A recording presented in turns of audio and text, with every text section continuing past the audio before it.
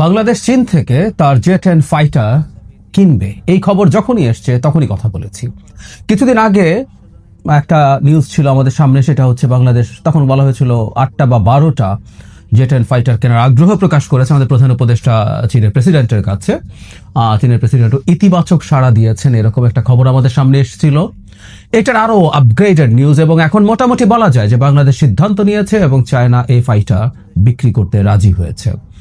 20টা জে-10 C fighter Bangladesh কিনবে, এবং যেটা হয় এই কেনাকে কেন্দ্র করে, কেনার ইচ্ছাকে কেন্দ্র করে নানান রকম আলোচনা, ডিবেট চালু হয়েছে।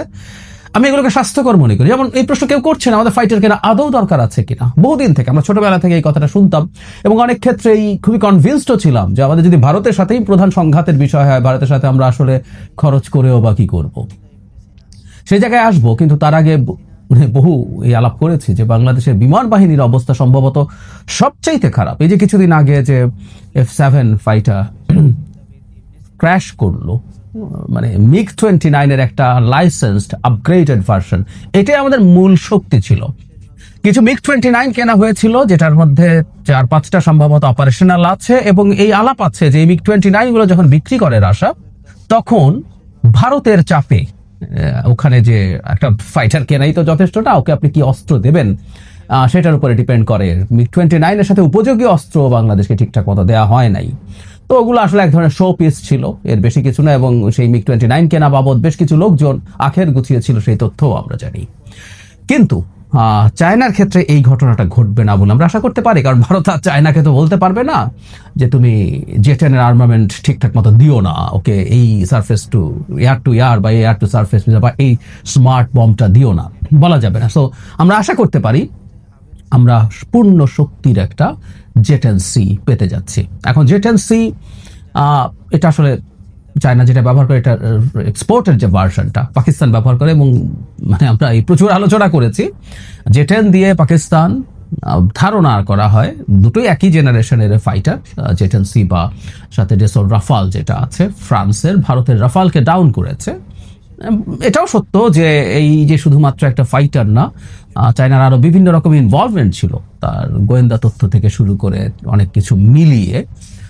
তারপরও দিনের শেষে এটাই হচ্ছে কথা যে একটা রিয়াল কমব্যাট সিচুয়েশনে একটা চাইনিজ ফাইটার ডাউন করেছে একটা ইউরোপের খুবই স্টেট অফ দ্য আর্ট, মানে 5th জেনারেশনের বাদে আর যা যা আছে, মানে এর চেয়ে বেটার ফাইটার আমরা যদি ধরি তাহলে ভারতের F-35 যেটা তারা বিক্রি করে, ভারতের না আমেরিকা, আর আরেকটা সে বিক্রি করে না, বলা হয় যে পৃথিবীর সবচেয়ে অ্যাডভান্স ফাইটার সম্বোধন সেটা হচ্ছে F-22, ওটা আমেরিকা কারো হচ্ছে বিক্রিও করেনি। আর 5th জেনারেশন ফাইটার রাশিয়ার F-57 আছে বা চায়নার জে-20 আছে। এর বাইরে যত ফাইটার আছে তার মধ্যে মানে রাফালকে একেবারে সবচেয়ে ওপরের ফাইটার একটা দুটোর মধ্যেই ধরা হবে, এভাবেই বলা হয় বা ধরে অনেকেই।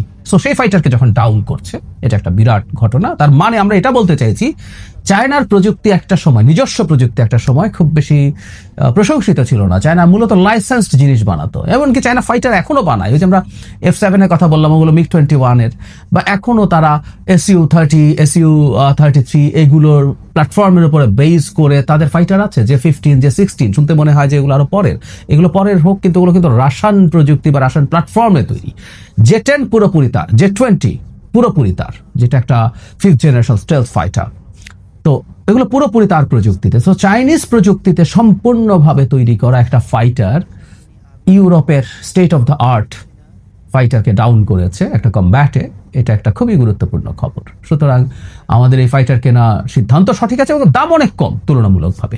এই যে 20টা ফাইটার কিনতে বাংলাদেশি টাকায় 14,500 কোটি টাকার মতো খরচ হবে। টোটাল খরচ হলো 27,000 কোটি। এর মধ্যে ভ্যাট আছে, ট্রেনিং আছে, আনা আছে, কিছু অস্ত্রশস্ত্রের দামও আছে, এগুলো সব মিলেই খরচ। এবং অনেকে বলবে এত টাকা, এইটা আমরা আসলে 10 বছরে পরিশোধ করবো। এটা কিন্তু ডকুমেন্টেশন হয়ে গেছে, পত্রপত্রিকার হাতে আছে। সো এই অর্থ বছরেই এটা কেনার প্রক্রিয়া শুরু হবে। আমি বলেছিলাম যে নির্বাচিত সরকারের সময় হলে ভালো হতো, বাট স্টিল এই ডিসিশনটা যেহেতু সঠিক আছে, নির্বাচিত সরকারেরও উচিত হবে এটাকে নিয়ে এগিয়ে যাওয়া। সো 10 বছরে 27,000 কোটি টাকা, মানে ইয়ারলি 2700 কোটি টাকা, এটা মোটেও খুব বেশি টাকা বলে আমি মনে করি না। এবং বাংলাদেশের এটা লাগবে কিনা এই আলাপ যখন হচ্ছে, তখন এই কথাটা একটু বলে ফেলা সবচেয়ে জরুরি। সেটা হচ্ছে আমরা এমন একটা পরিস্থিতির মধ্যে ঢুকে পড়ছি, আমরা ভারত সরিয়ে রাখি, মানে আমাদের মিয়ানমারের সাথেও একটা সংঘাতের পরিস্থিতি তৈরি হতে পারে যে কোনো মুহূর্তে। মিয়ানমার প্রচুর প্রভোগ করেছে আমাদেরকে। রোহিঙ্গা সংকট যখন চালু হয়, তাদের হেলিকপ্টার, তাদের ফাইটার আমাদের এয়ার স্পেসে ঢুকে পড়েছে বহুবার, আপনারা নিউজ খুললে পাবেন, তখন ওইগুলো নিয়ে কথা বলতাম। তাদের মর্টার শেল ঢুকে গিয়ে আমাদের এখানে বিস্ফোরিত হয়ে মানুষ মারা গেছে, গুলি ঢুকেছে। মিয়ানমারের সাথেও আমরা পেরে উঠবো কিনা এসব, বিশেষ করে এয়ার কমব্যাটে, এটা তো সিরিয়াস প্রশ্নের ব্যাপার। আমরা পেরে ওঠার সম্ভাবনা ভালো না। আর ভারতের সাথেও আসলে আমাদের প্রস্তুত থাকতে হবে, মানে ভারতের অনেক শক্তি আছে বলে আমরা চুপ করে বসে থাকবো তা না। আসলে একটা ভালো বা শক্তিশালী সামরিক বাহিনী, ত্রিমাত্রিক নেভি, এয়ারফোর্স, আর্মি বা মিলিটারি থাকতে হয় ডেটারেন্ট হিসাবে। ভারতের মতো দেশও যাতে দ্বিতীয়বার ভাবে যে বাংলাদেশকে আক্রমণ করলে ভালো কিছু হবে না, খুব সহজ কিছু হবে না। এবং বর্তমান প্রেক্ষাপটে, বর্তমান বিশ্বে যুদ্ধ প্রযুক্তি এমন জায়গায় গিয়ে ঠেকেছে, কম অর্থের দেশ, তুলনামূলক গরিব দেশেরও এমন কিছু করা সম্ভব যেটার মাধ্যমে একটা অনেক সামর্থ্যবান দেশ, সেটা মিলিটারিলি, সেটা ইকোনমিকলি অনেক সামর্থ্যবান দেশকেও চাপে ফেলা যায়। যেমন ধরি ড্রোন ওয়ারফেয়ার, খুব সস্তায় ড্রোন কেনা যায়, এমনকি বাংলাদেশ চেষ্টা করে এগুলো বানাতে পারে, বাংলাদেশে বানানোর চেষ্টা করা উচিত। যদি প্রচুর ড্রোন অ্যাটাক করতে থাকে বাংলাদেশ, কথার কথা ভারতের সাথে একটা যুদ্ধে, ভারতকে তো এগুলো যদি ডাউন করতে হয়, এখন পর্যন্ত যে প্রযুক্তি, সস্তার লেজার প্রযুক্তি দিয়ে কাজ হচ্ছে, কিন্তু এটা খুব বেশি এফেক্টিভ এখনো বোঝা যায় নাই।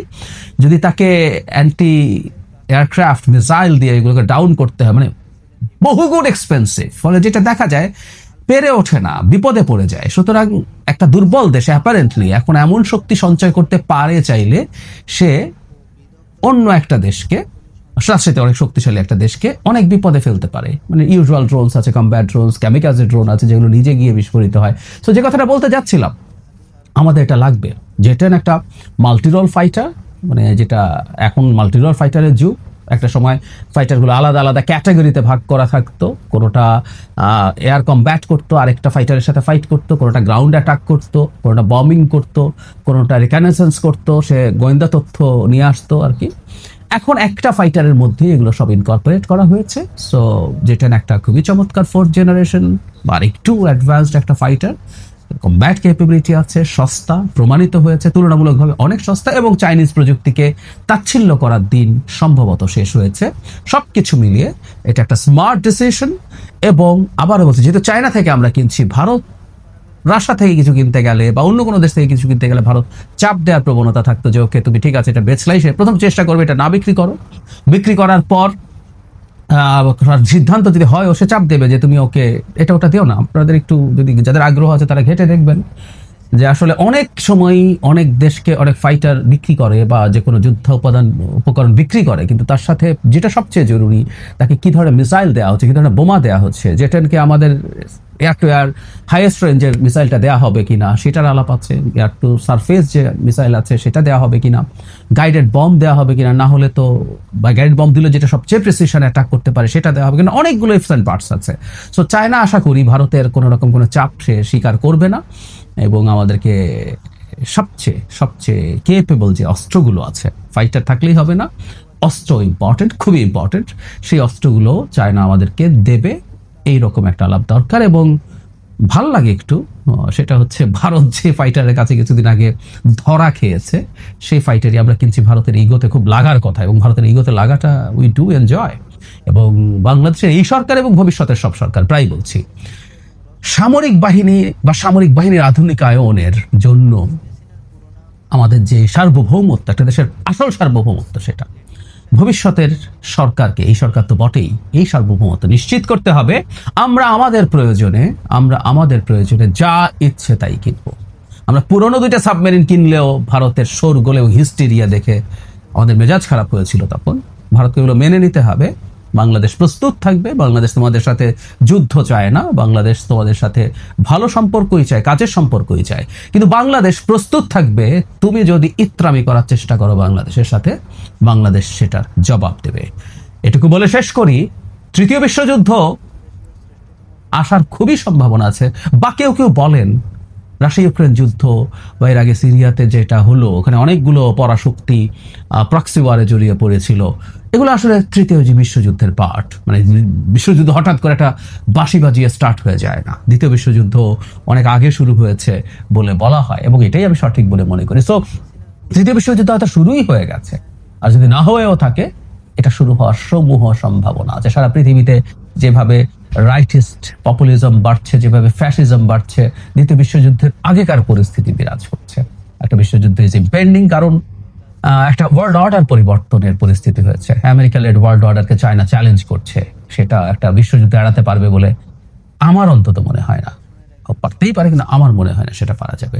সুতরাং আমাদেরও প্রস্তুত হতে হবে সামরিক দিক থেকে। এটাকে অপচয় মনে করার কোনো কারণ নেই। এদেশে দরিদ্র মানুষ আছে, এদেশে শিক্ষা চিকিৎসায় দারুণ সংকট আছে, কিন্তু নিরাপত্তার ব্যাপারটা যদি আমরা বুঝতে পারি তাহলে আমরা বুঝবো এগুলো কোনোটাই অপ্রয়োজনীয় খরচ না। এবং সবচাইতে জরুরি যে কথাটা, এই কথাটা আমরা প্রায় বলি, আমি বলি অন্তত, সেটা হচ্ছে সামরিক ব্যয়টা আমাদের মিলিটারি হার্ডওয়্যার কালেক্ট করার জন্য খরচ করা দরকার।